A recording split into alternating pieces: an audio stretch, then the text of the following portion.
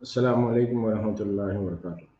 मौलाना आज़ाद national Urdu university के शोबे तरसील आम और सहाफ़त के आप सभी तलबा का मैं आज की इस क्लास में खैर मक़दम करता हूँ। इस तालिब इल्मों, मुझे उम्मीद है कि आप सब खैर और आफ़ियत से होंगे। हम पर्चा पढ़ रहे हैं इंट्रोडक्शन टू जर्नलिज़्म। इस पर्चे की रिवीजन वाली आज की इस पहली क्लास में हम आपके साथ हाजिर हैं।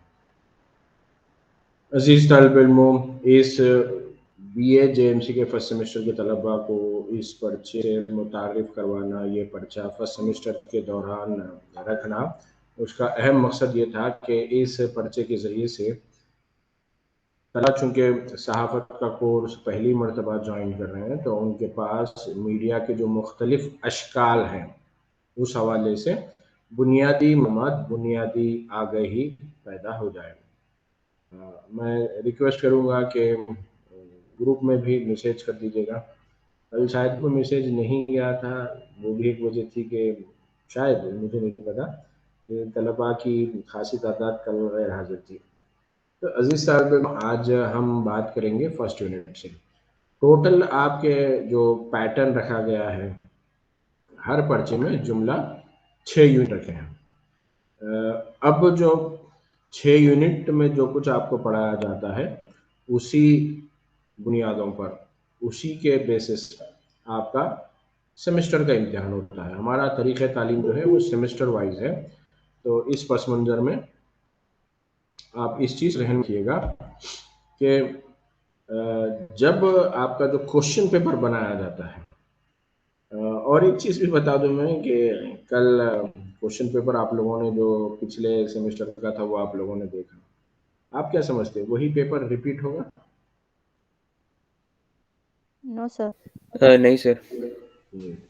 अलबत्ता ये पेपर देखने के बाद आप लोगों को एक फेयर आइडिया हो गया है कि जुमला कितने कितने सेशन हैं क्वेश्चन पेपर में।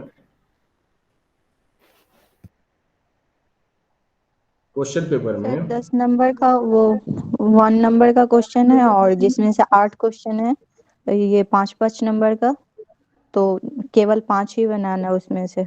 और फिर उसमें 5 क्वेश्चन है जिसमें से 3 बनाना है, वो 10 नंबर का है। ये वाला जो पैटर्न था वो बड़ा अच्छा था जो आप लोगों ने देखा, यानी आप भी जैसे, बुरा नहीं मानना आप लोग, लेकिन एक तलबा का जो ऑब्जर्वेशन है वो है कि फर्स्ट सेमेस्टर में तालिब इल्म थोड़ा सा परेशान रहता। वो इस चीज़ को लेके या तो अगर वो कोर्स के दौरान परेशान नहीं है तो रिजल्ट आने के बाद परेशान हो जाता कि अरे मुझे मार्क्स कुछ अच्छे नहीं आए। तो उसकी वजह ये होती है कि बहुत सारे तलबा ऐसे होते हैं जो पहली मर्तबा या काफ़ी गैप के बाद उर्दू में जवाबात लिख रहे होते हैं। तो लाजिम बात है, उर्दू में लिखने की अगर आप प्रैक्टिस करें, टीचर्स जैसा आपको डे फर्स्ट से बता रहे हैं, तो वो मसला होता है। तो उसमें होता ये था कि जो फर्स्ट सेक्शन है, first section one word answer का है। One word answer, fill in the blank या वन वर्ड आंसर। एक लफ्ज में या एक तारीख होती है या एक नाम होता है, उस पर आपका जवाब होता है। तो फर्स्ट सेक्शन में वो तलबा भी 100%, आम तौर पर 100% मैथमेटिक्स का हमारा जब नहीं है कि आप 100% स्कोर करें, लेकिन ये first section was a golden opportunity, मतलब एक अच्छा मौका होता है जहाँ पर वो तलबा जो ये फील करते हैं कि नहीं नहीं हमारी जबान थोड़ी सी खराब है, लेकिन इस सेक्शन में उन्हें ये एडवांटेज मिलता है कि on par with other student are good at Urdu language, या क्लास में असाइनमेंट के दौरान बार बार अपनी अच्छी उर्दू की वजह से जो वाह लेते हैं, उनको भी वो तलबा मुकाबला दे सकते थे, तलबा उनके साथ कॉम्पीट कर सकते थे जिनकी लैंग्वेज उनको खुद एहसास है मेहनत कर रहे हैं उतनी बेहतर नहीं है। लेकिन जिस तरीके से ऑनलाइन एग्जाम्स हुए हैं तो टीचर्स उस पर नज़र रखते हैं, यूनिवर्सिटी उस पर नज़र रखती है, तो हुआ ये कि तलबा ने इस अपॉर्चुनिटी का गलत इस्तेमाल किया। उन्होंने व्हाट्सएप के ग्रुप बना लिए और फिर उसके ज़रिए मतलब तरह तरह से उन्होंने चीटिंग की, नकल की। कि ग्रुप के ज़रिए से उन्होंने जो वन वर्ड आंसर वाले हैं वो आंसर शेयर किए, या ऐसे ही कुछ उन्होंने माल प्रैक्टिस की। टीचर्स को भी पता लग जाता है, सिस्टम है, बाज़ाब्ता तौर पर उनका अपना एक्सपीरियंस है। तो हुआ ये कि इस एग्ज़ाम के बाद जो पर्चा आप लोग देख रहे हैं और एक मॉडल बना है, उस मॉडल में क्या किया गया, जो वन वर्ड आंसर के फर्स्ट सेक्शन थे जिसकी मास कॉपिंग हुई, उसको निकाल दिया। तो उसमें आप लोगों को किसी तरह का भी, यानी पिछले जो एग्जाम्स हुए, आपने जो पर्चा अपने व्हाट्सएप ग्रुप में देखा, उसके बाद एक और सेमेस्टर का एग्जाम हुआ, उसके बाद एक और बैच का इम्तिहान हुआ। तो हमने क्या किया, हमने जब ये देखा कि ऑनलाइन एग्जाम लिखने के दौरान तालिब इल्म क्या कर रहा है कि उसका गलत इस्तेमाल कर रहा है वन वर्ड आंसर वाला, उसको फर्स्ट सेक्शन को ही खत्म कर दिया, लेकिन उसको तब्दील कर, उसको निकाल दिया, सिर्फ 2 ही सेक्शन पर अब क्वेश्चन पेपर है आपका। अगर मेरे पास वो मुझे पैटर्न मिलता है तो मैं बताऊंगा आप लोग। तो उसमें भी आपको पढ़ने और घबराने की जरूरत नहीं है, क्योंकि मुझे मालूम है माफ कीजिएगा, आप सब तलबा माशाल्लाह से सीरियस हैं, जेन्युइन हैं, संजीदा हैं, पढ़ाई करते हैं। शायद आप ये भी सुनना चाहते हैं कि सर रोज आप हमारी कान खिंचाई करते हैं, किसी दिन तो दिल खोल के हमारी तारीफ कर दीजिएगा। तारीफ अगर करें तो उसके जो इम्पैक्ट होता है, उसके जो नतायज होते हैं वो कुछ अच्छे नहीं होते, ऐसा मैंने सुना है, मेरा तजुर्बा है। तो उस वजह से मैं अवॉइड कर, और इम्तिहान से पहले अगर मैं तारीफ कर दूं तो वाकई आप तलबा का जो बैच है वो बहुत अच्छा है, बहुत सारे तलबा बहुत सीरियस है, मैंने समझता ये वक्त सही है। बाद में हम फिर कभी इस हवाले से बात करेंगे। तो अजीज तालिब इल्म, अब जो नया पैटर्न है उसमें परेशान होने की जरूरत नहीं है। क्यों नहीं है? कि चॉइस दी गई है कि आपको इस बात का ऑप्शन दिया गया है कि आप अपनी पसंद के जवाब लिख सकते हैं, यानी चॉइस है। अगर 10 सवालात हैं तो 10 में से आपको 7 सवालात लिखने हैं। अगर आपको 8 सवालात दिए गए हैं किसी सेक्शन, तो उसमें आप 5 सवालात के जवाब देते हुए आप अच्छे तरीके से इम्तिहान में अपीयर हो सकते हैं और उसके जवाब दे सकते हैं। अब फिर मसला क्या है? मसला ये है कि अब 2 ही जो सेक्शन है गया, उसमें short answers, long answers, one word answer वाला पूरा मामला खत्म। तब उसमें जो तरीका अपनाया जाता है कि टोटल आपके 6 यूनिट है, तो जो एग्जामिनर है या जो टीचर है या जो कोई फर्द क्वेश्चन पेपर सेट करता है, वो इस बात को चेक करना चाहता है कि एक स्टूडेंट ने सभी पर्चे में जितने यूनिट शामिल हैं सभी को पढ़ा है। तो उसे बैलेंस करने की कोशिश की जाती है। जैसे 2 जो सेक्शन है, 2 सेक्शन में 18 सवालात पूछे जाते हैं टोटल, फर्ज कर लीजिए, और 6 यूनिट है आपके। टोटल यूनिट कितने हैं आपके जो पर्चे हैं? Sir 6 unit. तो अब आप डिवाइड कर लीजिए, टोटल क्वेश्चंस जो बनाने हैं वो 18 है, तो एक यूनिट से कितने क्वेश्चंस होंगे सर? 3। तो आप देख लीजिए कि आपको 18 में से फर्ज कर लीजिए कि 12 कुछ आपको जवाब देना, 12 या 14, तब भी आपके पास चॉइस है। तो उसमें आपको इस हवाले से मैं बता रहा था कि आपको ज्यादा परेशान होने की जरूरत नहीं है। अब जवाब हम कैसे लिखें? तो लाजिम बात है, कैमरे पर आपको लिखना है, मतलब जहनी तौर पर तैयार रहिएगा, आपका डाटा अच्छा आप उसको सही से रखिएगा। दूसरी चीज, अपने घर में, चूंकि घर से आपको एग्जाम लिखना है, अपने घर में आप किसी ऐसी जगह तयन कर लीजिए, फिक्स कर लीजिए जहां से बैठ के आप एग्जाम लिख सकें। और फिर चूंकि आपको कैमरा कंटिन्यूस खुला रखना है, इसमें क्या है, तो जो कंडीशन है वो ये है कि अगर आपका कैमरा बंद होता है तो आपको मीटिंग से एग्जिट कर दिया जाता है, निकाल दिया जाता है, यानी अब आपका पर्चा वैलिड नहीं है। तो वो बड़ा सीरियस रिस्क है। आप अगर कोई बहुत अर्जेंट काम से कैमरे से बाहर जाना चाह रहे हैं तब भी आपको परमिशन लेना है, लेकिन वो भी 3 मिनट 4 मिनट से ज्यादा अगर एक्सीड हो गए तो आपको मीटिंग से, क्लासरूम से निकाल दिया जाएगा। और निकाल दिया जाएगा मतलब समझिए कि वो पर्चा आपका गया, आप उस पर्चे को जांच नहीं सकते। अब उसके बाद मैं ये चाहता हूं कि आप सब इस हवाले से तैयार रहें कि जब अपना आंसर आप लेंगे तो आपको उसको स्कैन करना है। और एक ऐप बहुत अच्छा है, जिससे स्कैनिंग बड़ी आसान होती है, वो ऐप मेरे हिसाब से शेयर कर लीजिएगा अगर आप लोगों के पास मौजूद हो, किसी एक के पास मौजूद हो, कैम स्कैनर नाम का। तो उसमें एग्जैक्टली अगर आप फोटो ले रहे हैं, आपने आंसर लिख लिया अपना अपने व्हाइट पेपर से, आप देख लीजिए, अगर आपकी हैंडराइटिंग थोड़ी सी क्रॉस जाती है, अगर आप व्हाइट पेपर लिखते हैं तो आप रोल वाले पेपर जो होते हैं जिस पर लाइनिंग होती है वो वाला पेपर इस्तेमाल कीजिए। और उसमें आपको बहुत ज्यादा वो करने की जरूरत नहीं है, दोनों जानिब आप जरूरी नहीं कि जल्द से मार्जिन खींचे, मार्जिन की तरह आप फोल्ड कर दीजिएगा, वो भी that looks like a margin, वो काम करता है। तो दोनों साइड आप मार्जिन छोड़ दीजिए, लेकिन मार्जिन के नाम पे बहुत सारी जगह नहीं छोड़ना है आपको, थोड़ी सी जगह छोड़ना है। और क्वेश्चन नंबर भी लिख दीजिए आप, अगर आपके पास वक्त है तो आप क्वेश्चन भी लिख सकते हैं। तो आप सवाल लिख दिए। तो इसमें यह है कि दो अलग अलग रंग के आपको पेन यूज करने की जरूरत नहीं है, कोई एक भी पेन है। सवाल नंबर लिख रहे हैं आप, सवाल लिख रहे हैं, और उसके बाद आप लिखना आप शुरू कर दीजिएगा। अब कोशिश ये कीजिएगा कि एक A4 साइज पेपर में आपके 16 लाइन हो, मैक्सिमम बता रहा हूं मैं आपको 16 लाइन, उससे ज्यादा अगर आप लिखेंगे तो वो आपकी हैंडराइटिंग छोटी हो जाती है। तो जब आप अपना पर्चा कंप्लीट करते हैं तो उसको, उस पर पहली चीज हर पेपर पर नंबर जरूर डालिएगा कि आपका पेपर 1 कौन सा है, पेपर 2 कौन सा है।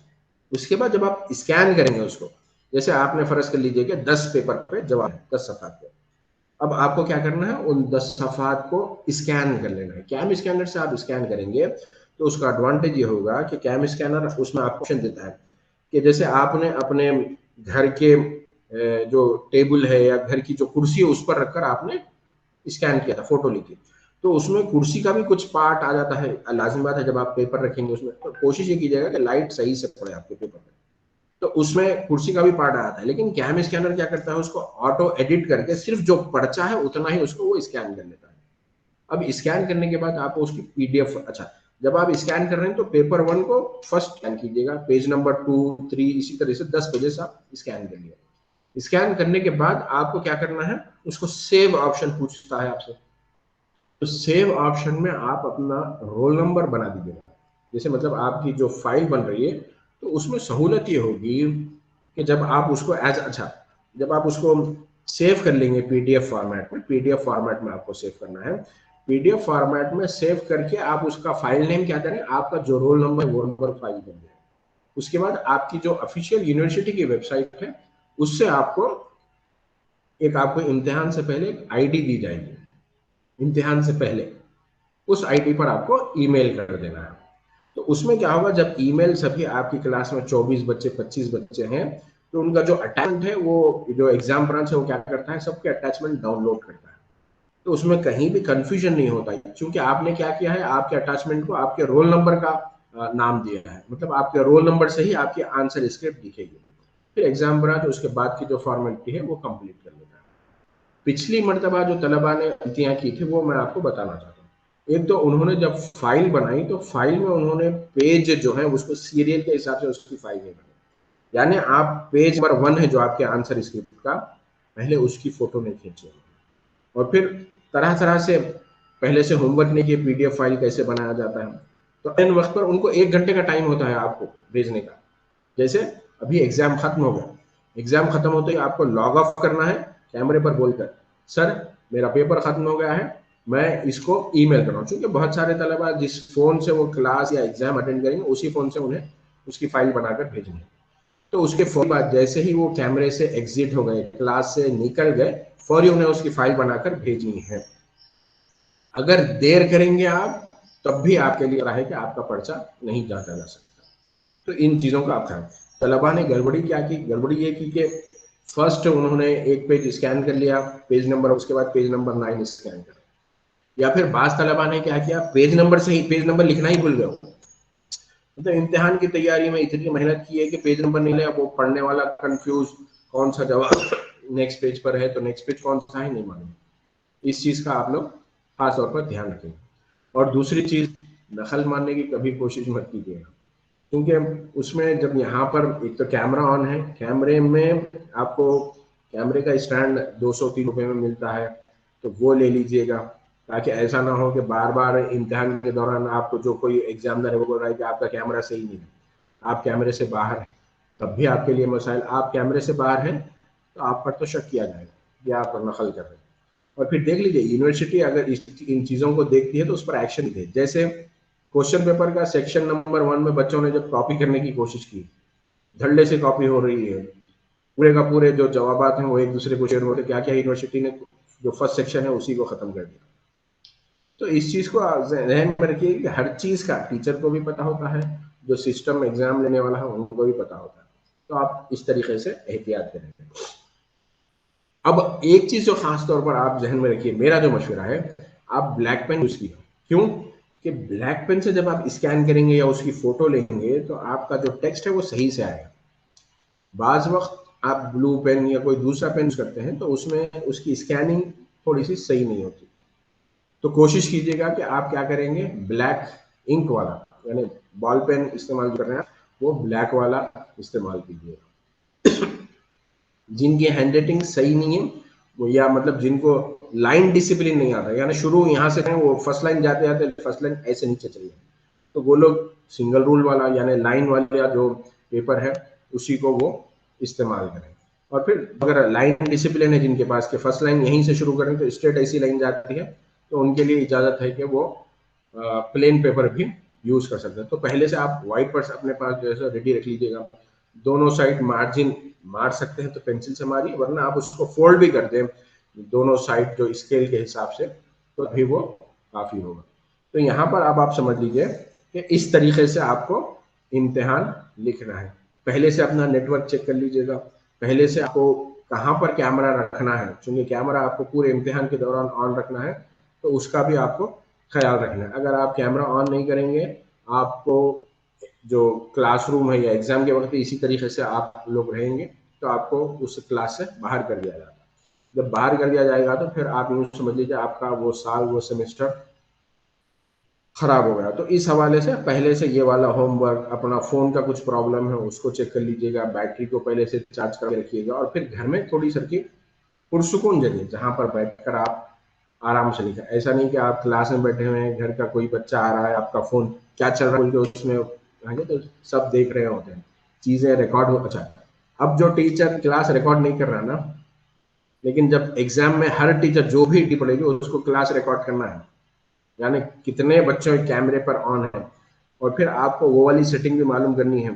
क्या मालूम करना है कि आप अगर फ़ोन को टच नहीं करते हैं, अनटच है फ़ोन, कोई एक्टिविटी नहीं हो रही, तो स्क्रीन लॉक नहीं होना।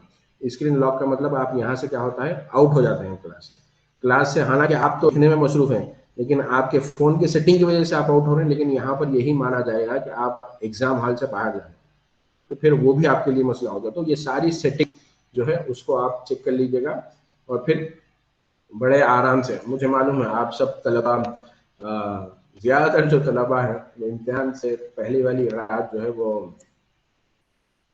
ठीक से सोते नहीं, और फिर इम्तिहान हाल में उनके चेहरे पर जो हवाइयाँ होती हैं या उनका चेहरा चुगली खाता है, इस बात का पता देता है कि उनकी रात की नींद पूरी नहीं है। तो असर उनकी हैंडराइटिंग पर, उनके लिखने पर, उनके एग्जाम पर भी पड़ना है। तो कोशिश कीजिएगा इन चीज़ों को आप अवॉइड करें। जिस तालिब इल्म में मैंने आप लोगों को कहा था कि फर्स्ट यूनिट पर आज हम डिस्कस करेंगे, तो फर्स्ट यूनिट से अगर आप लोगों ने कुछ सवाल तैयार किए, जैसे मैं आपको बताया कि 3 या 4 सवाल भी अगर हम एक यूनिट तैयार कर लेते हैं, that means we are well prepared to appear for the exam. हैं किसी के सवाल, या फिर हम जनरली जो है उसको रिवाइज कर दें। जैसे इसमें आम तौर पर चूंकि तारीख और तारुफ दो चीज़ें हैं फर्स्ट यूनिट में, कि पहली चीज़ ये है कि आप लोगों को तारुफ पेश किया गया कि सहाफ़त का जो आगाज़ हुआ है वो कैसे हुआ है। तो आप इस चीज़ को समझिएगा कि सहाफ़त आगाज़ के लिए सबसे पहले इंसान का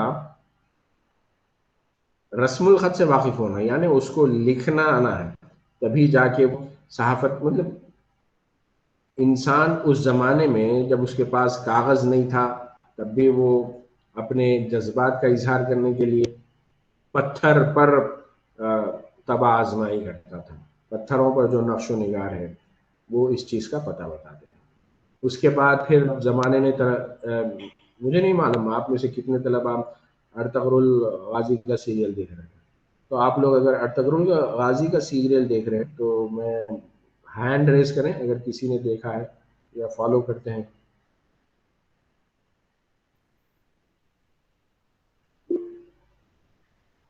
एक ही हमारी क्लास का इंटेलिजेंट स्टूडेंट है, शाहिद उमर, अदनान आलम, मोहम्मद शादाब और असजद। असजद माइक ऑन जी कीजिए। सर। ये जो एक हुक्मरान से दूसरे हुक्मरान को जो वहां पर कम्युनिकेशन होता है वो कैसे होता है जी, अर्तुगरुल गाजी? वो खत के जरिए से। तो कागज होता है वो? नहीं, वो लेदर रहता है किसी खाने का। चमड़ा होता है वो। अदनान आलम, यस सर। तो जैसे असजद ने बता दिया कि वो चमड़े जैसी कोई शय हो उस पर लिखा जाता है, किस चीज से लिखा जाता था? सर ये तो पता नहीं है किस चीज से लिखा जाता कितने एपिसोड देखे आपने अर्तुगरुल के? ज्यादा नहीं, फर्स्ट सेशन तक देखा था, उसके बाद नहीं देखा। तो उसमें जो मकतूब लिखा जाता है, खत लिखा जाता है, वो कुछ आइडिया है आपको? नहीं। शायद दवाद और कंडे के कलम से। हाँ, उसमें ये जो पेन आजकल हम इस्तेमाल कर रहे हैं इस तरह का कलम नहीं होता, बल्कि वो लकड़ी का या किसी चीज का बना हुआ बिल्कुल काड़ी टाइप का कलम होता था, जिसको इंक में डुबोकर, उसको दवात में डुबोकर उससे लिखा जाता था। तो आप देख लीजिए कितने बरस पुरानी तारीख है ये जो अर्तुगरुल की पेश की गई है। सीरियल की शुरू में बताता है शादाब। 500 साल पहले। तो आप यूं समझ लीजिए कि 500 साल पहले अखबार का तस्वुर नहीं था। तो दो चीजें जरूरी हो गई। अखबार की तारीख का जब हम पता लगाने की कोशिश करेंगे तो अखबारात उसी वक्त वजूद में आए जब कागज वजूद में आया था, नंबर एक। सिर्फ कागज नहीं बल्कि प्रिंटिंग का भी होना जरूरी था। अखबार जो है यकीनन इब्तदा में हाथ से लिखे जाते थे, लेकिन जितनी कॉपियां हैं वो सबकी सब हाथ से नहीं लिखी जाती थी, बल्कि एक कॉपी जो अच्छा कैलीग्राफर है, जिसकी हैंडराइटिंग अच्छी है, वो लिखता था। बाद में उसकी नकल से नकल बनाई जाती थी, लेथोटाइप, यानी जो हाथ से लिखा जाता है उसको। अब्दुल कादिर जिलानी,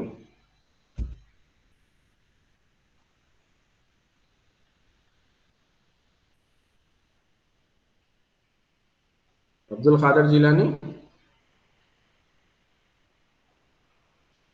मेरी आवाज आ रही है आपको?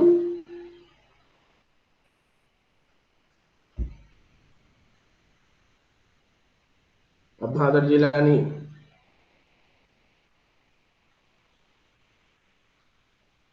अपना माइक ऑन कीजिएगा। अब्दुल कादिर जिलानी,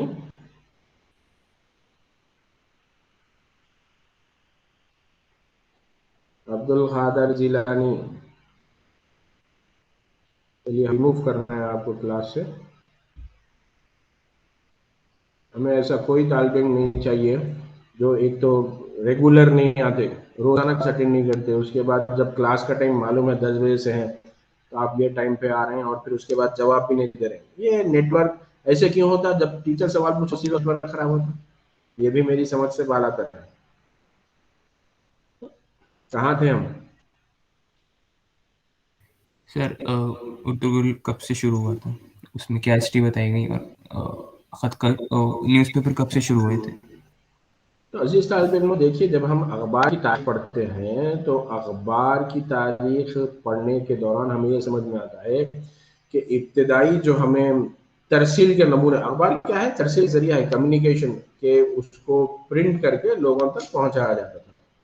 तो यानी उसके लिए पहले लिखना आना जरूरी है, पढ़ना आना जरूरी है, इसके अलावा कागज जरूरी था, इसके अलावा प्रिंटिंग जरूरी थी, उसके बाद ही हम तस्वुर कर सकते। तो ये लिखने और पढ़ने और एक दूसरे को पहुंचने का जो सिलसिला है, जैसे अर्तुगरुल से आप समझ सकते हैं कि एक बादशाह दूसरे बादशाह से जो मुरासलत करता था, जो करस्पॉन्डेंस होती थी, वो तहरीरी शय में ही होती थी। लेकिन वो तहरीर के लिए जो चीज़ें हैं, जो दवात और जो चीज़ इस्तेमाल होती थी, वो कागज़ नहीं था। तो ज़रूरत सबसे पहले दुनिया में जो मुख्तलिफ बड़ी बड़ी हुकूमतें गुजरी हैं, उन लोगों ने तरसील का इस्तेमाल किया, यानी कम्युनिकेट करने के लिए अपने गवर्नर्स को, अपनी जो मुख्तलिफ उनकी मिशनरी थी, यानी जो बादशाह है, बादशाह के मुख्तलिफ इलाकों में जो नुमाइंदे हुआ करते थे, उन तक जो कम्युनिकेशन होता था, मतलब वहीं से कहीं खबर रसानी, यानी बादशाह को उसकी रियासत के मुख्तलिफ हिस्सों में जो कुछ पेश आ रहा है, जो कुछ हालात हैं, उससे वाकिफियत के लिए तरसील की जाती थी, कम्युनिकेशन किया जाता था। ज़बानी तरसील थी, बाद में जब इंसान ने लिखना पढ़ना शुरू किया तो वो चीज़ें बाज़ाब्ता तौर पर मौजूद हुआ करते थे। ऐसे लोगों की खिदमत सर्विसेज हायर किए जाते थे जो पढ़ना और लिखना जानते थे। अब ये तो इब्तदाई तारीख जब आप पढ़ेंगे उसमें आपको मिलेगा। ऐसे ही अखबार की शुरुआत हुई कि जहाँ पर बादशाहत खत्म हुई, बादशाह की जगह जमहूरियत ने ली, तो जो चीज़ें पुराने दौर में जो सीखी गई थी कि इत्तलात की जो तरसील है, खबरों की जो तरसील है, वो एक जगह से दूसरी जगह कैसे की जा सकती है, तो उसी का सहारा ले अवाम के लिए हालात से वाकिफियत, हालात से उनको बाखबर रखने के लिए खबरों की तरसील को भी ज़रूरी समझा गया। अब आप हिंदुस्तान के पस मंज़र में अगर बात करें तो यहाँ पर एक और चीज़ आपको जहन में रखनी है कि हिंदुस्तान में जो सबसे पहला अखबार शुरू करने वाला फ़र्द था, जो शख्स था, जो पर्सनालिटी थी, वो बरतानिया से ताल्लुक़ रखती थी, यानी वो हिंदुस्तानी नहीं था, वो बुनियादी तौर पर एक अंग्रेज़ था। लेकिन वो हिंदुस्तान में क्या कर रहा था, उसने हिंदुस्तान आकर क्यों यहाँ पर अखबार शुरू किया, तो वो तफसील मेरे साथ आप हमारे पहले यूनिट से जुड़ी हुई जो क्लासेस है उससे भी हासिल करते हैं यहाँ पर। लेकिन मैं उसको रिपीट करना चाहूँगा, बुनियादी बातें जो है कि जेम्स ऑगस्ट हिकी, ये दरअसल एक मुलाजिम था, ये काम करता था ईस्ट इंडिया कंपनी में, और ईस्ट इंडिया कंपनी उस वक्त हिंदुस्तान में बहुत बड़ा मौक़िफ़ हासिल कर ली थी। ईस्ट इंडिया कंपनी में काम करने वाले फर्द ने अखबार क्यों जारी किया, वो आप समझ लीजिएगा। ईस्ट इंडिया कंपनी में काम करने वाले जेम्स ऑगस्ट हिकी ने जब अपना पहला अखबार निकाला, आगे बढ़ने से पहले यहाँ पर एक सवाल करना चाहूँगा, जो जेम्स ऑगस्ट हिकी ने जो पहला अखबार निकाला उसका नाम क्या था? The Bengal gazette. Bengal gazette. और किस नाम से उसको गैजेट के नाम से जाना जाता था? Calcutta journal adviser. हैकी के नाम से जाना जाता है। हिक्की के नाम से, उसके नाम से भी उसको जाना जाता था। अब अगला सवाल, किस बरस हिंदुस्तान का सबसे पहला अखबार शुरू किया गया? 1780 में। बारी बारी जवाब दीजिएगा, एक तालिब इल्म जब जवाब दे रहा है तो दूसरा सुने। शाहनवाज हुसैन।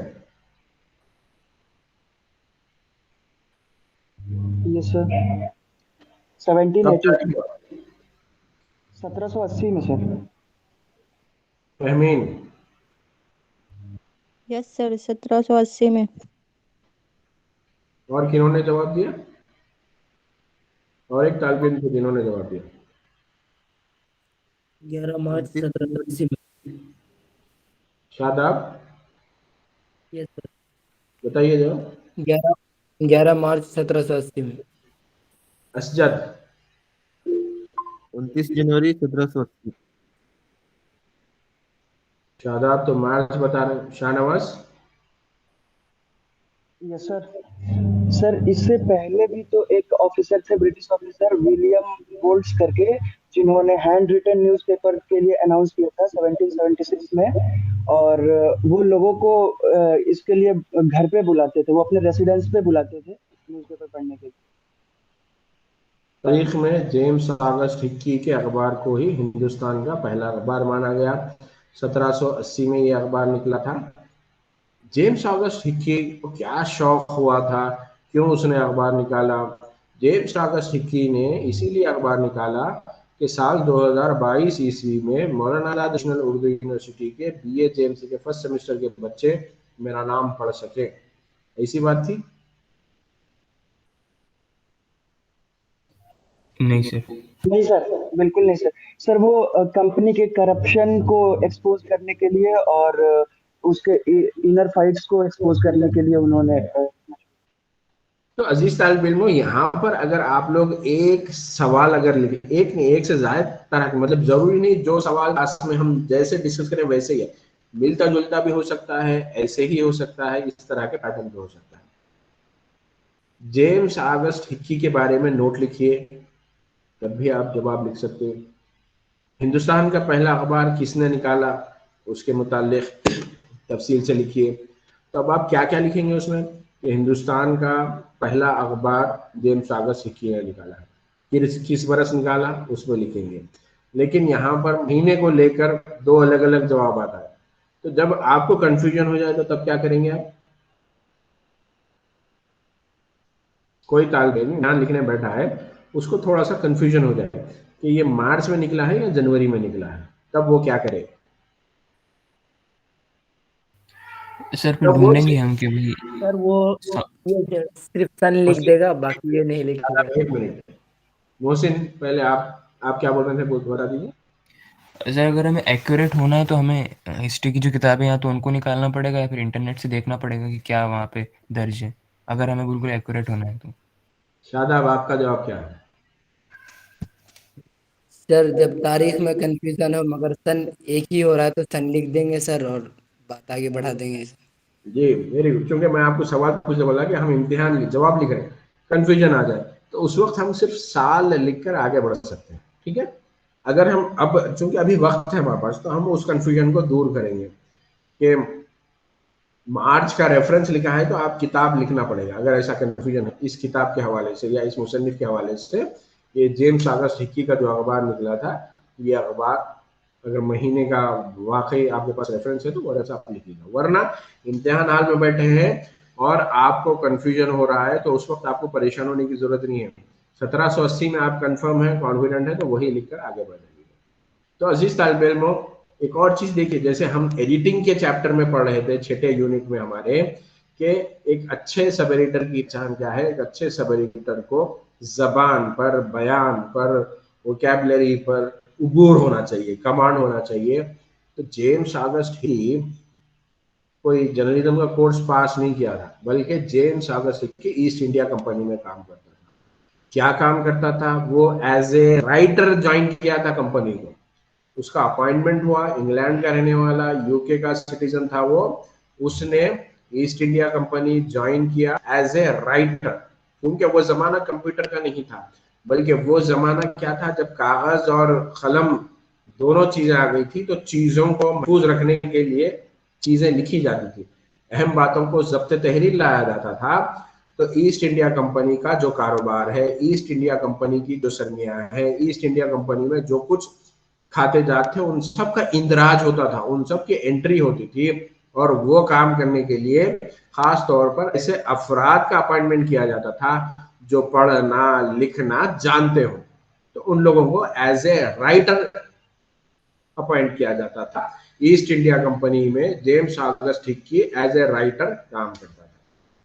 तो यानी उसके पास लिखने की, पढ़ने की सलाहियत मौजूद थी, यानी उसको जबान पर उबूर था, वो लिखना भी जानता था, पढ़ना भी जानता था, कोई चीज उसको बताई जाए तो उसको वो जब्त तहरीर ला सकता था। तो आप देख लीजिए कि पहला अखबार जिसने शुरू किया उसके पास भी वो क्वालिटीज थे। आज हम इतने बरस बाद उसके हवाले से बात कर रहे हैं, और हमारे बस में भी ये चीज जरूरी है।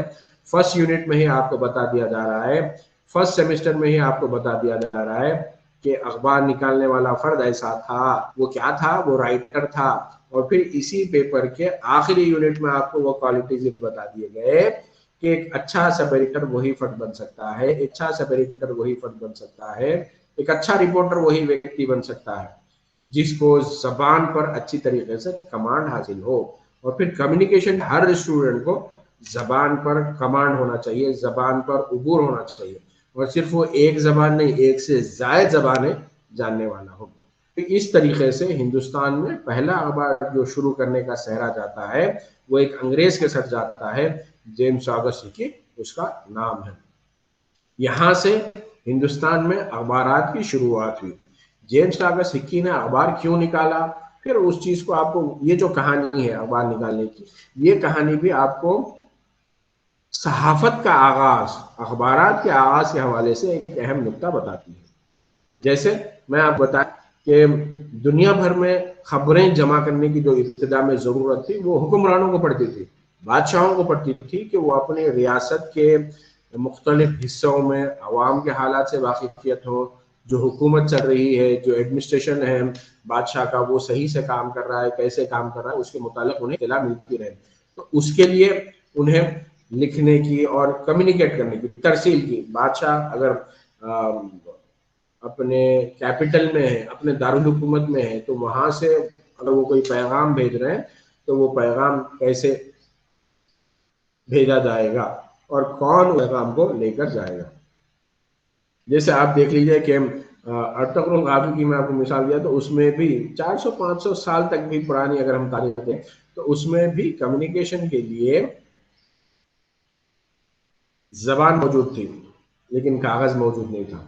चमड़े पर सही लिखा जाता था, कपड़े पर सही लिखा जाता था, और फिर उनको पहुंचाने के लिए घोड़े सवारों की खिदमत हासिल की जाती थी। बादशाह या खुद अर्तुगरुल अगर किसी को पैगाम देना चाहते हैं तो वो क्या करते हैं, अपने मसाहिब से, अपने वजीर से, अपने साथी से मकतूब कर उस पर अपना नक्श लगवाते, उनकी जो सील होती वो सील लगवाते, और फिर उसको एक घोड़े सवार के हवाले करते जो उसकी मंजिल तक पहुंचा देता।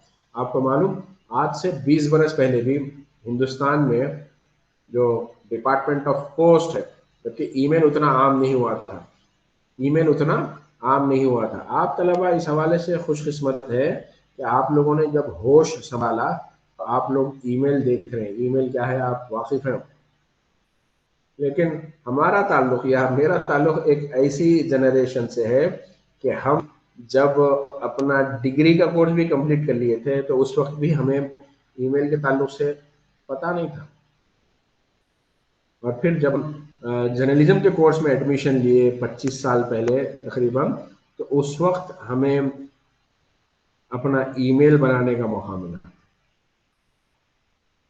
और ये जो ईमेल आईडी, आप लोगों को मालूम है मेरा ईमेल आईडी? यस जी सर। सर बताएं। क्या है ईमेल आईडी शाहनवाज?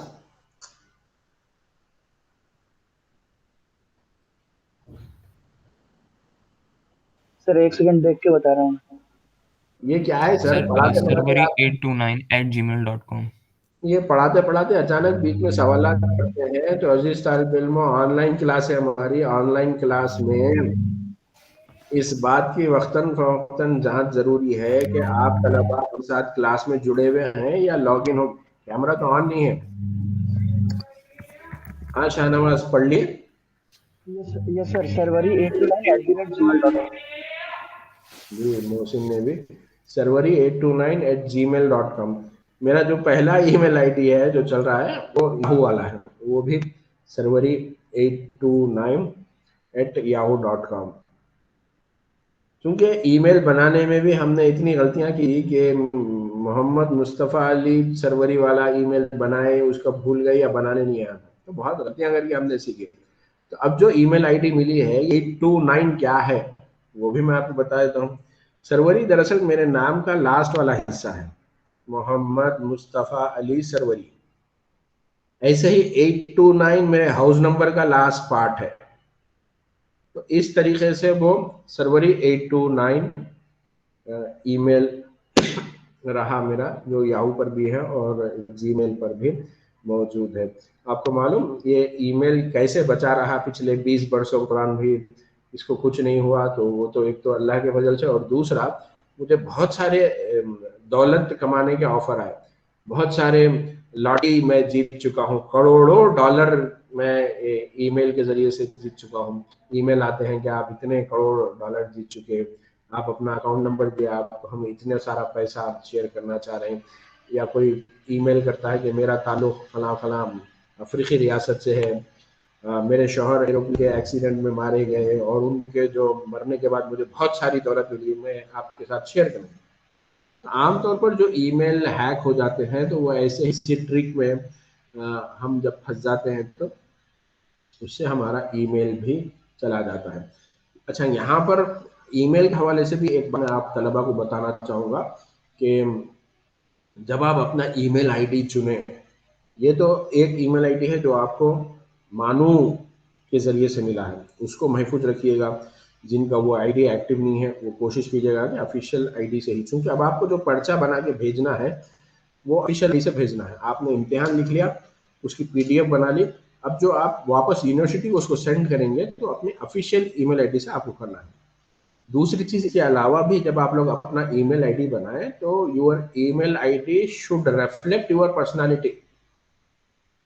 khan@gmail.com, इससे आपको कुछ मिलने वाला है, क्योंकि जो आपका ईमेल आईडी है, अब आपके लिए जरूरी होगा कि आप सीवी भी अगर बनाएंगे, अपना रेज्यूम बनाएंगे, आप कहीं पर जॉब के लिए अप्लाई कर रहे हैं, तो वो आपकी सीरियसनेस को रिफ्लेक्ट करना है। myluck@gmail.com ऐसे वाला नहीं चलने वाला है। That shows your non seriousness. वो ईमेल आईडी उस तरह का बताएगा कि आप सीरियस नहीं हैं। तो इस चीज़ का खास तौर पर ध्यान रखिएगा। अपने लिए एक अच्छी ईमेल आईडी चुनिएगा। जैसे बहुत सारे तलबा अच्छी ईमेल आईडी से मुराद अपने नाम के साथ जर्नलिस्ट ऐड कर लेते हैं, लेकिन तो ठीक है, कोई अपने नाम के साथ रिपोर्टर और फिर नाम का हिस्सा लिख के ईमेल आईडी उसका ले लेता है। तो इस हवाले से आप थोड़ा सा ध्यान रखिएगा। हम ईमेल आईडी पर क्यों आए, कोई बता सकते हैं?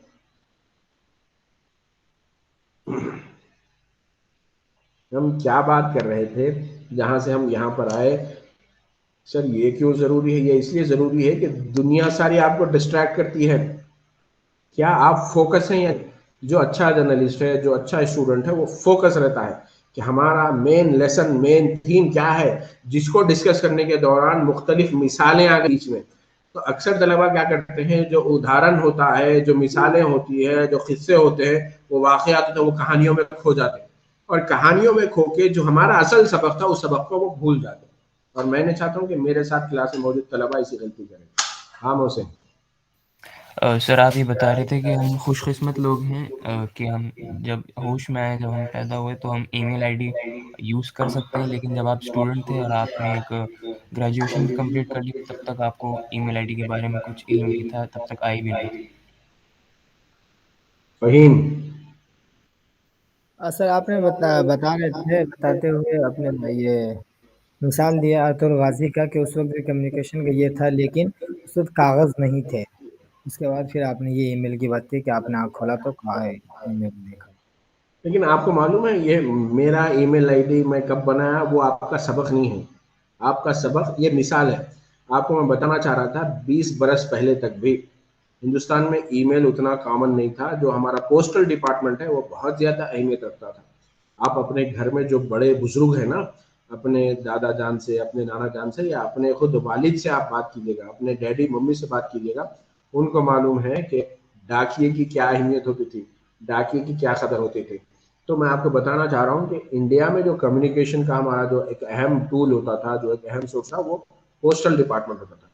और 20 बरस पहले तक भी हमारे यहाँ जब पोस्टल डिपार्टमेंट में अपॉइंटमेंट्स होते थे तो गांव देहात में जिन लोगों को डाकिए के तौर पर अपॉइंट किया जाता था, उनसे क्या पूछा जाता है मालूम? उनसे ये कंडीशन पूछा जाता है कि वो अच्छा दौड़ने की सलाहियत रखते हो। क्यों? कि हिंदुस्तान में बहुत सारे ऐसे इलाके, ये 20 बरस पहले की बात बोल रहा हूँ मैं आपको, ऐसे थे जहां पर साइकिल पर भी नहीं जा सकता, मोटरसाइकिल चलाने के लिए सड़क होनी चाहिए, सड़क ही नहीं तो फिर तो वहां पर डाकिया क्या करता था, इंडियन पोस्टल डिपार्टमेंट का, वो अपने डाक खाने से डाक लेना। अब उसको मालूम है फला गांव में, फला देहात में, फला जगह पहुंचाना है, तो वो खत ले लेके, वो उसका या पोस्ट कार्ड हो, कुछ भी हो, वो ले लेके वो पैदल जाता था। तो उसमें ये देखा जा चुके वो जल्दी जाकर खत पहुंचा और फिर वापस आए, तो उसकी ये सलाह है कि उसका जो टेस्ट होता है उसमें उसके फिजिकल फिटनेस, कि वो कितना तेजी से दौड़ सकता है, उसका भी उसका इम्तिहान दिया जाता है। तो जो तेजी से दौड़ने वाली सलाहियत रखता है उसका अपॉइंटमेंट किया जाता था। और रूरल एरिया में पोस्ट जो होती थी वो ऐसे ही तकसीम होती थी, जहां पर सड़क नहीं, पहाड़ी इलाका है, वहां पर तो साइकिल पर भी नहीं जा सकते। तो पोस्टमैन अपनी साइकिल पोस्ट ऑफिस में था, वहां से वो डाक लेके दौड़ लेते हुए जाता था, जहां पर पता है वहां पर वो डाक पहुंचाकर वापस लेके आता था। तो आप ये तो मैं आपको 20 बरस पहले की बोल रहा हूँ, तो आप देखिए उससे पहले के जमाने में जब ना ईमेल था, ना इंटरनेट था, ना पोस्टल डिपार्टमेंट था, तो उस वक्त तरसील कैसे होती थी। उसकी उसकी एक मिसाल अर्तुगरुल में आप जैसा देखते कि तरसील के लिए घोड़ों को दौड़ाया जाता था, लोगों को कागज आने से पहले चमड़े पर कपड़े पर लिखकर मकतूब खुतूत दिए जाते थे, वो एक दूसरे से दूसरी जगह तरसील करने के लिए सवारी के जरिए से, और उस जमाने की सवारी घोड़ा थी तो उसके जरिए से पहुंचाया गया। तो खबरें जमा करने का जो मतलब दुनिया में जो अखबारात की तारीख के हवाले से हम बात करेंगे, तो सबसे पहले हुक्मरान जो उसके बादशाह होते थे और जो कुछ जिम्मेदार होते थे, वो हालात से वाकिफियत रखने के लिए, अपने आप को खबरों से वाकिफ रखने के लिए जराए तरसील जो कुछ उनके पास मौजूद थे उसको वो इस्तेमाल लाते थे। अखबारात आने के बाद इनकी अहमियत बदल गई। जैसे जेम्स ऑगस्ट हिक्की के हवाले से आप देखिएगा कि जेम्स ऑगस्ट हिक्की ने जब इस चीज को नोट किया कि ईस्ट इंडिया कंपनी में जो काम करने वाले लोग हैं वो करप्शन में मुलविस है, वो कंपनी के लिए काम करते हैं और तनख्वाह उसी की लेते हैं, लेकिन फायदा अपनी जात का करते हैं। तिजारत कंपनी की करना चाहिए, वो अपनी इंडिविजुअल तिजारत के मुनाफा कमाते हैं। तो उस करप्शन को, उस राज से पर्दा उठाने के लिए जेम्स ऑगस्ट हिक्की ने यह महसूस किया कि अगर मैं अखबार शाया करूं तो उस अखबार के जरिए से मैं अपनी बात ईस्ट इंडिया कंपनी के जो जिम्मेदार हैं, जो लंदन में रहते हैं, बरतानिया में रहते हैं, उन तक अपनी बात पहुंचा सकता हूं। तो उसने अखबार हिंदुस्तान में पब्लिश किया और उस अखबार की कॉपियां डाक के जरिए से वो बरतानिया भेजता था ताकि वो पता लगे। और जहां तक डाक की बात आती है, तो जैसे मैं आपको बताऊं, मौलाना अबुल कलाम आज़ाद के अखबार के हवाले से भी, और हिंदुस्तान में इब्तिदा में जितने भी अखबार निकले हैं, और उर्दू का जो पहला अखबार निकला है वो 1800 कब निकला है, अखबार का नाम जामे जहानुमा था, अखबार कलकत्ता से निकला। अंग्रेजी का भी पहला अखबार, हिंदुस्तान का भी पहला अखबार कलकत्ता से निकला, उर्दू का भी पहला अखबार कलकत्ता से निकला। कलकत्ता से इसलिए निकला कि ईस्ट इंडिया कंपनी जो थी वो उसका हेडक्वार्टर कलकत्ता में ही था, ये भी एक वजह है। तो उर्दू का पहला अखबार नाम जामे जहानुमा था, ये 1800 कब निकला है, 1822 ईस्वी में। Very good. क्लास में मेरे हिसाब से ये फहमी कौन जवाब दिए पहले? यस सर, मैं दी थी। फहमीद मुसलसिल 2 सवालात के दुरुस्त जवाब देते हुए क्लास में लीड कर रहे हैं, और सबसे पहले ही उन्होंने होमवर्क किया, पिछले बरस का क्वेश्चन पेपर उन्होंने हासिल किया है। और मुझे उम्मीद है अच्छा टफ कंपटीशन होगा जब आप लोग इम्तिहान होंगे उसमें कि हाँ शाहनवाज। सर एक कंफ्यूजन मेरे को और है। तो रखिएगा ना, अच्छा है कंफ्यूजन। जो चीज दूसरों के पास नहीं आपके पास है, तो आपके पास एक एक्स्ट्रा चीज है, उसको उठा के संभाल के रखना चाहिए। बताइए क्या है कंफ्यूजन? सर 1780 में जब पहला न्यूज़पेपर वो जो जेम्स अगस्टस हिक्की ने जो वो किया उनके एडिटरशिप में जो बंगाल गजट आया हुआ था, तो उससे पहले एक 1777 में एक पर्शियन थे रुस्तम जी केसस पाठी, उन्होंने एक सबसे पहले इंग्लिश न्यूज़पेपर वो प्रिंट किया बॉम्बे में। तो सर इसको पहला न्यूज़पेपर क्यों नहीं बताया गया, मतलब ये फर्स्ट न्यूज़पेपर इंडिया का क्यों नहीं बताया गया? नहीं था, वो पहला न्यूज़पेपर नहीं था, इसीलिए नहीं बना। तो सर इन्होंने तो 1777 में ही प्रिंट करा था रुस्तम जी केसस पाठी ने। कहाँ पर पढ़ा आपने? रेफरेंस दीजिएगा, मैं सवाल कर रहा हूँ ना, उसको गौर से सुनिए, रेफरेंस दीजिएगा। Yes sir. इसको माना जाता है पहला अखबार अगर आप कोई दूसरा एक कॉमन एक चीज एडिट है, होगा उस पर भी डिफरेंस है, लेकिन इस चीज को मान लिया गया, हम वहां पर कंफ्यूज नहीं होना है। जो पॉपुलर वर्जन है उसी को फॉलो करना है। अभी हम रिसर्च नहीं कर रहे हैं, आप डॉक्टरल पीएचडी लेवल पर पहुंच जाए, रिसर्च करना चाह रहे हैं, तब आप रिसर्च कीजिएगा। कितने लोग ऐसे हैं जिन्होंने कहा कि भाई बंगाल गजट से भी पहले कोई दूसरा अखबार निकल चुका था। आप पढ़ रहे हैं, बड़ी अच्छी बात है, लेकिन पढ़ के कंफ्यूज नहीं होना है। जब एक चीज को मान लिया गया, या मेजॉरिटी ऑफ द हिस्टोरियंस या मेजॉरिटी ऑफ द स्कॉलर्स इस चीज को मानते हैं, तो उसी को फॉलो कीजिएगा। Don't get confused when you are saying कि भाई someone else have already started the first newspaper prior to the James August Hickey's newspaper, then you should give reference according to so and so writer. उस writer के मुताबिक, इस किताब के मुताबिक पहला अखबार तो ये था। ऐसे बात नहीं करना कि सर ये पहला पेपर था, फिर वो उसको क्यों नहीं बोलते, वो ऐसा किसने कहा है? आप कहीं पढ़े होंगे रेफरेंस, तो उस रेफरेंस को द्वारा रिफर कीजिएगा, ठीक है? ये सर मैं इसको कल डिस्कस कर लूंगा रेफरेंस के साथ, क्योंकि थोड़ा सा देखना पड़ेगा मुझे। आप कहाँ किताब में पढ़े वो व्हाट्सएप पर डालिएगा, कौन सी किताब में पढ़े उसकी तस्वीर लेके, किताब लिखने वाले का नाम और आपने किस सफ़े में पढ़ा है उसकी फोटो उसमें डालिएगा, तो मैं फिर बताता हूँ आपको कैसे वो करना है। हम कहाँ थे? होता क्या है कि सवालात अगर आखिर में ही पूछे तो ज़्यादा बेहतर होता, दरमियान में पूछे तो टीचर के पास कोई रेडीमेड स्क्रिप्ट नहीं है, वो आपको पढ़कर नहीं सुना रहा है, वो आपके इनपुट भी ले रहा है, आपका इन्वॉल्वमेंट भी करवा रहा है और फिर अपनी बात को आगे बढ़ाने की कोशिश कर रहा है। तो अजीज तालिब इल्मों, मीडिया की जब शुरुआत हुई तो जेम्स ऑगस्ट हिकी ने अपने न्यूज़पेपर के जरिए से उस वक्त के जो हाकिम थे, क्योंकि वो ईस्ट इंडिया कंपनी के लिए काम करता था और हिंदुस्तान में भी ईस्ट इंडिया कंपनी की हुकूमत थी, तो वो अपने हुक्मरानों की तवज्जो देना चाहा। ऐसे ही जब मीडिया ने तरक्की की, मुख्तलिफ अखबारात निकलने लगे, तो इब्तदा में हिंदुस्तान के जो बेस्ट अखबार थे, अंग्रेजी में जो अखबारात निकलते थे वो अंग्रेजों के गुण गाते थे। वो अंग्रेज सरकार की जानिब से जो कुछ कहा जाता था उसी को पब्लिश करते थे। क्यों? कि उनके कहने वाले भी अंग्रेजी हुआ करते थे, तो उसमें जो खबरें, जो मवाद, जो कंटेंट छपता था वो उनके लिए ही छपता था। इसके अलावा दीगर जो देसी जबानों में जो छपा वो हिंदुस्तानियों के लिए छपता था। तो अंग्रेजी के अलावा जितने देसी जबानों में अखबार निकलते थे उनका एक ही मिशन था कि हम इस अखबार के जरिए से, हम अखबार में जो कंटेंट है उस कंटेंट के जरिए से, अखबार में हम अगर फोटो भी शामिल करेंगे तो उसके जरिए से, अखबार में हम जो खबरें भी शामिल करेंगे उसके जरिए से, अखबार जब हम आर्टिकल भी पब्लिश करेंगे तो उसके जरिए से हम हिंदुस्तानियों में जज्बे आज़ादी को बेदार करेंगे, हिंदुस्तानियों को अंग्रेजों के खिलाफ सफारा करेंगे, हिंदुस्तानियों में इस बात की बेदारी पैदा करेंगे कि इस मुल्क पर हुक्मरानी का हक हम हिंदुस्तानियों को है, अंग्रेजों को नहीं। अंग्रेज तो इस मुल्क में तिजारत के लिए आए थे, जिन्होंने तिजारत के नाम पर यहाँ पर इख्तिदार पर भी कब्जा कर लिया। तो आज़ादी के हुसूल तक भी आप देख लीजिए, जितने हिंदुस्तान के बड़े बड़े मुजाहिदीन आज़ादी हैं वो अपने कैरियर के दरमियान में, या उनका कैरियर जब उरूज पर था, उन्होंने बतौर सहाफ़ी काम किया, उन्होंने एज ए जर्नलिस्ट काम किया। और फिर आज़ादी के वक्त अगर हम बात करें 1947 में जब हिंदुस्तान आज़ाद हुआ, तो उस वक्त सिर्फ दिल्ली शहर से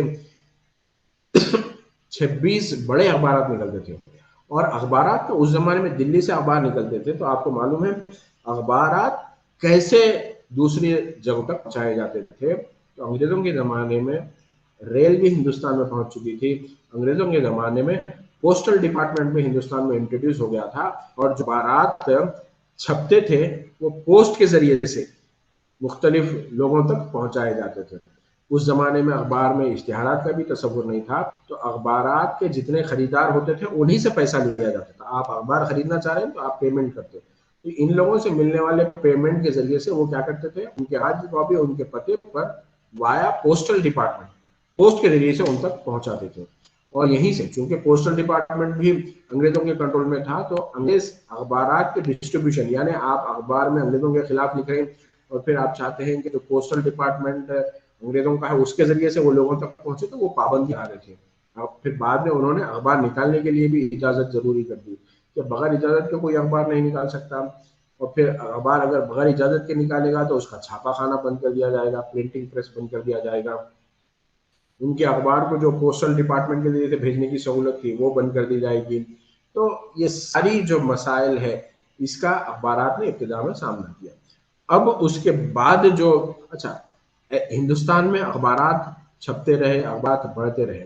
अब आलमी सतह पर भी अखबारात के हवाले से मंजरनामा बदला, और फिर दुनिया भर में जब जंग अज़ीम दोम के बाद, सेकेंड वर्ल्ड वॉर के बाद मुख्तलिफ मुल्कों को आज़ादी मिली, क्योंकि सेकेंड वर्ल्ड वॉर से पहले भी बरतानिया के मुतालिक कहा जाता था ये इतना बड़ा मुल्क है या इसकी इतनी बड़ी सल्तनत है।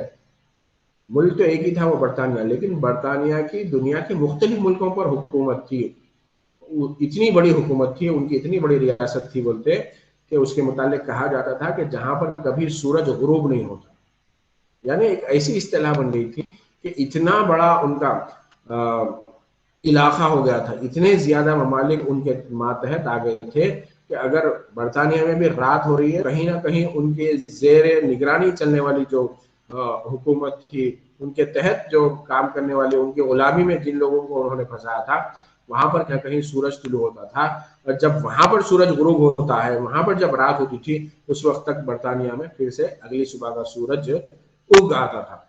तो इतनी बड़ी उनकी रियासत थी। तो सेकेंड वर्ल्ड वॉर के बाद जब दुनिया का मंजर बदला, आलमी सियासत बदली, तो फिर जमहूरियत का भी दौर दौरा हुआ, और फिर आफत ने मुसलसल तरक्की की है अपने इब्तदाई अय्याम से लेके आज जो हम शक्ल देख रहे हैं, जहां पर आज़ादी को, सहाफत को जमहूरियत का चौथा सुतून कहा जाता है, fourth pillar of the democracy कहा जाता है।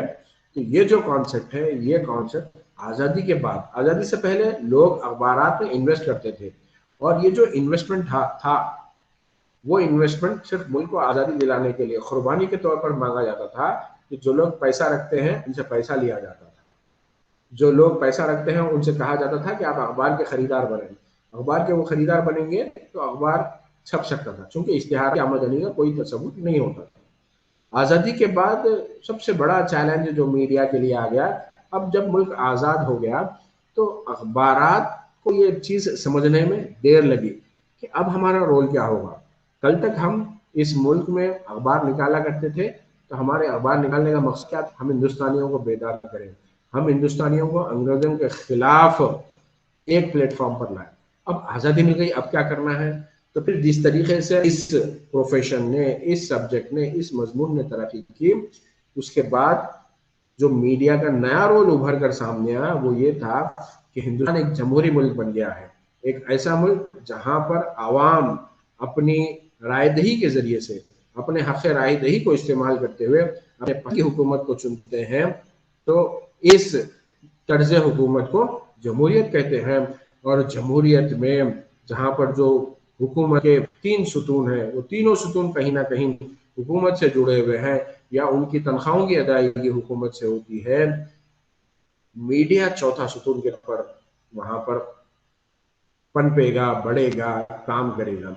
ये चौथा सुतून सरकार के कंट्रोल से आज़ाद होगा, ये चौथा सुतून सरकार से तनख्वाह नहीं लेगा, ये चौथा सुतून, ये इंडस्ट्री, ये प्रोफेशन में काम करने वाले लोग सरकार से कुछ नहीं मांगेंगे, बल्कि ये अपने लिए इश्तिहारात के जरिए से आमदनी हासिल करेंगे, और फिर ये सरकार पर निगरानी का काम करेंगे। अंग्रेजी में जो सहाफत है, जो मीडिया है, उसको वॉच डॉग का भी नाम दिया गया, यानी निगरानी करने वाला, ये काम मीडिया को दिया गया। और इस पस मंजर में इब्तिदा देख लीजिए, माफ कीजिएगा, 1780, लेकिन उस वक्त 1780 में रेडियो कहाँ था, 1780 में टेलीविजन कहाँ था, इंटरनेट कहाँ था, इनका कोई वजूद ही नहीं था। तो याद रख लीजिए, मीडिया की जो सबसे पुरानी शक्ल है, सबसे कदीम शक्ल प्रिंट मीडिया ही है। और आज भी साल 2022 की बात कर रहा हूँ मैं, अपॉर्चुनिटीज के हवाले से यकीनन टेलीविजन का ग्लैमर है, टेलीविजन का एक्शन है, बड़ा अच्छा लगता है जब हम टेलीविजन पर नमूदार हो। जैसे अभी मैं वो पुरानी वाली वीडियो देख रहा था, जब हम 2016 में कमाल खान उर्दू यूनिवर्सिटी आए थे, तो कमाल खान ने अपने प्रेजेंटेशन, अपनी बात के आगाज में उन्होंने कहा था कि अच्छा, मतलब रिकॉर्ड कर रहे थे ना उस वक्त, हमने कमाल खान की स्पीच को रिकॉर्ड किया, इसीलिए वो आज मौजूद है, आप यूट्यूब पर उसको देख सकते हैं। तो कमाल खान कहा था कि अच्छा हुआ आप लोगों ने यहाँ पर कैमरा लगाया है, पिछले 20-30 वर्षों के दौरान मुसलसिल मुझे कैमरे पर बात करने की इतनी आदत हो गई है कि अगर कहीं पर कैमरा सामने नहीं हो तो मुझे बात करने में दिक्कत होती है। तो इस तरीके से उन्होंने अपने आप को ट्रेन किया था। ये तो कमाल खान की बात हो गई, लेकिन यहाँ पर मुतासिर करता है टेलीविजन का जो मीडिया है, अट्रैक्ट करता है टेलीविजन का मीडिया, उसके साथ बहुत ज़्यादा ग्लैमर हवा है। लेकिन हकीकत ये है कि टेलीविजन के मुकाबले में आज भी सबसे ज़्यादा अपॉर्चुनिटीज या सबसे वर्कफोर्स लिया। ऐसे बाज़ार तौर पर मैंने ऐसे ही जर्नलिज्म के स्टूडेंट से डाटा भी कलेक्ट करवाया था RTI के तहत, कि सरकार की जानिब से जर्नलिस्टों को भी रिकग्नाइज किया जाता है। उनको मान्यता दी जाती है, एक्रीडेशन कार्ड बोलते हैं। तो एक्रीडेशन कार्ड के हवाले से जब हमने सरकार से डाटा मंगवाया कि सरकार हर बरस कितने जर्नलिस्टों को एक्रीडेशन कार्ड जारी करती है, तो वो एक पैरामीटर, उससे पता लगता है कि कितने जर्नलिस्ट टीवी के लिए काम कर रहे हैं, कितने जर्नलिस्ट प्रिंट के लिए काम कर रहे हैं। तो उस डाटा ने भी ये बात साबित की कि सबसे ज्यादा जर्नलिस्ट आज अगर काम करते हैं तो वो अखबारात के लिए काम करते हैं, और उसके बाद कहीं टेलीविजन का नंबर आता है। तो तलबा को यकीनन बहुत ज़्यादा टेलीविज़न में अट्रैक्शन महसूस होता है। तो सिर्फ आप तलबा को नहीं, बल्कि टेलीविज़न देखने वाले हर टेलीविज़न के मीडिया में अट्रैक्शन महसूस होता है, और हर कोई उसी में एंट्री लेना चाहता है। तो वहाँ पर बहुत ज़्यादा रश हो गया है, और जितने ज़्यादा लोग वहाँ पर वेटिंग में है, उतनी ज़्यादा वहाँ पर अपॉर्चुनिटीज़ नहीं है। उसके मुकाबले में बहुत ज़्यादा अपॉर्चुनिटीज़ प्रिंट मीडिया में है, लेकिन प्रिंट मीडिया में एडमिशन लेने के लिए या प्रिंट मीडिया में काम करने के लिए उतने ज़्यादा लोग तैयार नहीं है। तैयार नहीं है मतलब डिग्री है, लेकिन उनके पास लैंग्वेज का प्रॉब्लम है। उन्होंने मास्टर्स का कोर्स तो कर लिया है, लेकिन लैंग्वेज के एतबार से लैंग्वेज इतनी अच्छी नहीं। टेस्ट लिया जाता है तो टेस्ट में उतना अच्छा परफॉर्म नहीं करते, तो उन्हें एज ए फुल फ्लेज जैसे editor, full fledge reporter, as a trainee लिया जाता है। ट्रेनिंग के तौर पर ये तलबा ज्वाइन नहीं करना चाहते। अरे हमने तो मास्टर्स का कोर्स किया है और हमें ट्रेनिंग की पोस्ट दी जा रही है, तो ये मसाइल है। तो आज से ही अगर आप लोग जब ग्रेजुएशन कर रहे हैं इस हवाले से तवज्जो करें, तो यकीनन आपके लिए आगे चल के इवन ग्रेजुएशन के बाद ही आप लोग इंडस्ट्री में जा सकते हैं और वहाँ पर अपने लिए मौके तलाश कर सकते हैं। तो अजीज तालिब इल्म, मैंने हालांकि इब्तिदा में पूछा था, कुछ सवालात आप लोगों को नहीं मिले। मैंने कोशिश की कि अहम नुकात थे, अहम पॉइंट्स थे फर्स्ट यूनिट से, उसको मैं आप लोगों से दोबारा डिस्कस करूं। तो यहीं पर मैं अपनी बात को रोकता हूं, ख़त्म करता हूं, और अब वक्त है सवालात का। हाँ मौसम सर, मैं कल क्लास अटेंड कर नहीं पाया था, तो शायद उसमें डिस्कस हुआ है बात और मैं देख भी नहीं पाया वीडियो। सर, एग्ज़ाम का शेड्यूल आगे है, आपको कुछ आइडिया हो तो बता दीजिए, क्योंकि मुझे तो इतना पता है कि 12 फरवरी से होंगे थ्योरी एग्ज़ाम, प्रैक्टिकल तो हमारे होंगे नहीं। जी, मैंने भी ऐसे ही कुछ सुन रखा है, मेरे पास उसका कोई कंफर्म इत्तला नहीं है। अगर कुछ मिलता है मैं ग्रुप में शेयर कर दूंगा। बिल्कुल सर, जज़ाक। ठीक है, हम तो तैयार रहना है, हमारा सिलेबस कंप्लीट हो गया है, तो जहनी तौर पर, और जो शायद आप लोगों को आपकी क्लासेस जब स्टार्ट हुए थे नवंबर में स्टार्ट हुए ना क्लासेस, तो उसी वक्त शायद कह दिया गया था कि नवंबर में आपकी क्लासेस स्टार्ट होंगे। तो एक जो सेमेस्टर का जो ड्यूरेशन होता है वो 90 डेज के आसपास होता है। तो आपके नवंबर में अगर क्लासेस स्टार्ट हो रहे हैं तो 90 डेज कब हो रहे हैं आप लोगों के? सर जनवरी, नवंबर, दिसंबर, लाजिम बात है, जनवरी। उसके बाद 90 डेज जैसे ही कंप्लीट होते हैं, और एन एवरेज बता रहा हूँ मैं आपको कि 90 डेज का एक सेमेस्टर होता है। तो उस हिसाब से 90 डेज जैसे ही आपके कंप्लीट हो, तो आप लोग अपना सिलेबस कंप्लीट करने की कोशिश करें, अपने नोट्स तैयार करें। और फिर अब आज के डिस्कशन में जितने हमने डिस्कस किए, या आप लोगों ने भी कुछ होमवर्क किया है, चूंकि अब वक्त तो हो गया है, मैं ये चाहूँगा कि आप लोग जो फर्स्ट यूनिट से सवालात बनाए हैं, या जो समझते हैं कि जिन सवालात के जवाब आप लोग दे सकते हैं, उसको ग्रुप में भी शेयर कर दीजिएगा, सो दैट अदर स्टूडेंट्स भी उस हवाले से होमवर्क कर लें कि वो इस सवाल, जैसे एक चीज़ ये हो सकती है, जैसे एक सवाल तो मैं जेम्स आगस्ट हिक्की के हवाले से खुद बोला, या जमहूरियत में मीडिया चौथे सुतून, जमहूरियत में मीडिया चौथा सुतून होता है, इस पर बहस कीजिएगा, तरह का सवाल हो सकता है। तो 2 सवाल तो मैं सजेस्ट किया हूँ, और 2 सवाल आप लोग जो है सो बनाइएगा और उसको ग्रुप में भी शेयर कीजिएगा, सो दैट ये कलेक्टिवली, ये जस्ट प्रिपरेशन चल रहा है, पढ़ाई चल रही है, तो पढ़ाई शेयर करने से कुछ आपका नुकसान होने वाला नहीं, अलबत्ता आपकी नॉलेज जरूर बढ़ेगी। तो ये शेयर कीजिएगा, ये कोई इम्तिहान हाल नहीं है कि मैं आपको एक दूसरे आंसर शेयर करने से मना कर रहा हूँ। ठीक है, और ये अब्दुल खादर जिलानी कौन है, इनसे बात कीजिएगा। क्लास का डिसिप्लिन ऐसे नहीं है, जैसे निजामुद्दीन भी परसों लिखाने की कोशिश करे, हमने उनको अलाउ नहीं किया। हमारी क्लास 10 बजे है, तो देखिए अब जब हमारा पर्चा कंप्लीट हो रहा है, अब भी आप ही अब्दुल खादर जिलानी कितनी क्लास अटेंड करे, कितने क्लासेस में सवाल किए, मैं तो कभी सुना ही नहीं। तो ऐसे नहीं होता है, ठीक है, उनको बता दीजिएगा कि अब भी मौका है। तबारक है आज हमारी क्लास में, तबारक भी बहुत बात ज्वाइन किया, उनको बोला मैं आप पुरानी क्लासेस देखिए, वहाँ पर अटेंडेंस देंगे, तब आपकी अटेंडेंस मैं पूरी दे दूंगा, आप मसला नहीं होगा। तो ये थोड़ा सा आप लोगों को समझना चाहिए। आप लोगों से मुराद बातें उन्हीं सुननी पड़ती है जो क्लास में मौजूद होते हैं, किनके मुताबिक जो किससे गैर हाजिर है, ऐसी रिवायत है, ऐसा ट्रेडिशन है, तो मैं भी उसी को फॉलो कर रहा हूँ। हाँ, किन्होंने हैंड रेस किया है? असजद। सर यहाँ एक खबर की इब्तिदाई क्या है, तो सही जवाब क्या है? खबर का इब्तिदाई क्या है? तो देखिए, सवाल पूछना बड़ी अच्छी चीज़ है, लेकिन इस सवाल का जवाब हम आपको पहले दे चुके हैं और वो रिकॉर्डेड शक्ल में मौजूद है, तो वो देखना चाहिए यहाँ पर इन शॉर्ट। अरे कहाँ देखेंगे भाई, पूछो सर से। नहीं सर, कोई दूसरा इसमें जो तालिब आप इल्म बता सकता है खबर का इब्तिदाइया क्या है? सर खबर की शुरुआत में दी जाने वाली मालूमात खबर का इब्तिदाई कहलाता है। The first paragraph of any news item is called as intro in English. किसी भी खबर का लिखा जाने वाला पहला पैराग्राफ उसका इब्तिदाइया कहलाता है। अब ये एक जुमला सर्च करने के लिए असजद को कई वीडियो देखना पड़ेगा। अरे कहाँ से देखो भैया, एक एक घंटे का लेसन है, सर को तो कुछ काम है ही नहीं, घंटा घंटा क्लास ले लेते, हम कहाँ टाइम वेस्ट करें? पूछ लो सर से। अरे भैया अदबन नहीं हाथ जोड़ के रिक्वेस्ट कर रहा हूँ, वो जो आप ही के लिए है वहां पर देखिएगा, सुनिएगा। ये देखिए तो वो बहुत सारी भी बातें बात की है जो आपको कहीं किताबों में नहीं मिलेगी, शायद अगले 10 बरस बाद वो किताबों में आएगी बातें। तो ऐसे नहीं ना, सवाल करिए, मतलब आप आइए कुछ भी सवाल करिए। इंट्रो इतना सिंपल, कई मरतबा हमने उसको डिस्कस किया है। तो अरे सर कौन सी क्लास में डिस्कस किया, बोल दीजिए आप, मैं आपको देख के बोलूं क्लास नंबर, मुझे खुद यही है कौन सी क्लास है। तो अब आपको तो इतना भाई, if you are at fault then मेरे हिसाब से ये हार्ड वर्क या जो परेशानी है वो आपको झेलनी चाहिए। असजद क्यों, मैं गलत बोला कुछ? नहीं सर, वो जो आप कल इब्लागियात के ऊपर जो वो बोले, उसमें डिफिनेशन बहुत 4-5 डिफिनेशन है, इसलिए मैं confused। आपको जो समझ में आ रहा है वो ले लीजिएगा, और हम बता चुके हैं, ऐसा नहीं है कि हम आपको नहीं बताए थे। ठीक है, और कोई सवाल? सवाल जरूर पूछिएगा, लेकिन उससे पहले थोड़ा सा होमवर्क कर लीजिएगा कि सर ने इस सवाल का जवाब अपने रेगुलर क्लासेस में नहीं दिया था, तो अब ये जरूरी है कि जैसे हम रिवीजन वाली क्लास में पूछ लें।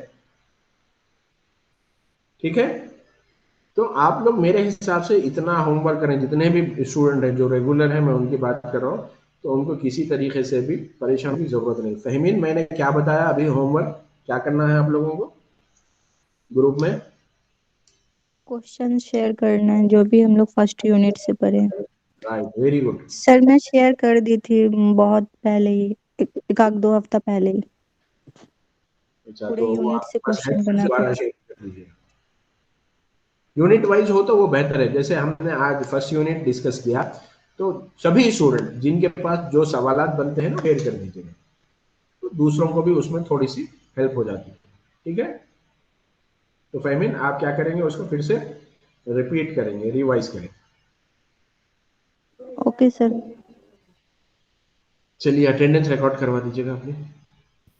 मोहसिन उस्मान, शाहिद, मोहम्मद शादाब, समर आफरीन, शाहनवाज, अदनान आलम, फहमीन परवीन, मोहम्मद क्या इब्रार अहमद, मोहम्मद अस्सद, नाहिला परवीन, एमडी लियाकत अली, मोहम्मद रिजवान,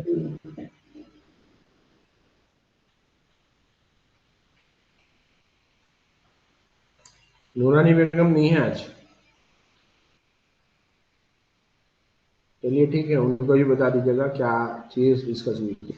अपना अच्छे से ख्याल रखिएगा, अपनी दुआओं में सभी को ज़रूर शामिल रखिएगा, और एक नई दुआ का भी इजाफा कर लीजिएगा कि ये अल्लाह इम्तिहान से पहले ये जो हमारे ऊपर इम्तिहान की हैबत तारी हो गई, तो इसको भी दूर फरमा। ठीक है, अस्सलाम वालेकुम वरहमतुल्लाहि वबरकातुहू।